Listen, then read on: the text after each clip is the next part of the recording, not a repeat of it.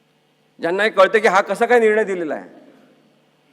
आणि आता यांच्यापैकीच काही जण 14 केसेस यांच्या विरुद्ध दाखल केल्या. इथे बसलेले काही लोक खाली बसलेले भरत गोगावले यांनी दाखल केले हायकोर्टामध्ये केसेस की या सगळ्या लोकांना अपात्र का केलं नाही. न्यायालयाने अशा प्रकारची केस दाखल करून घेऊ सुद्धा नाही असं माझं म्हणणं आहे. तुम्ही संपूर्ण न्यायव्यवस्थेची कायद्याची थट्टा उडवता का. यांच्यावर खूप मोठा फाईन मारला पाहिजे उच्च न्यायालयाने असं माझं मत आहे.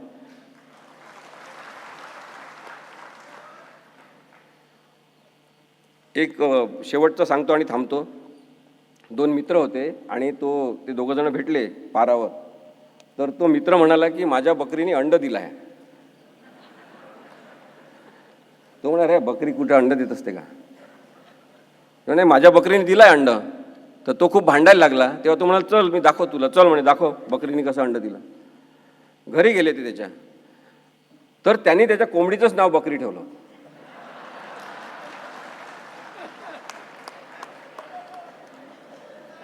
राहुल नार्वेकर यांनी अन्यायाचं नाव न्याय ठेवलेलं आहे.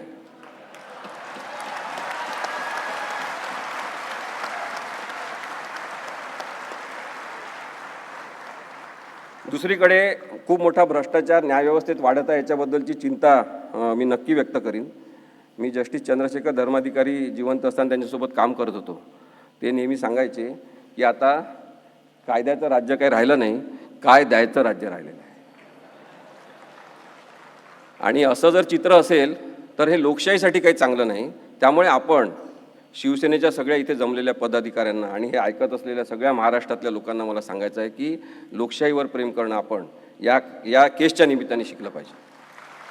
धन्यवाद.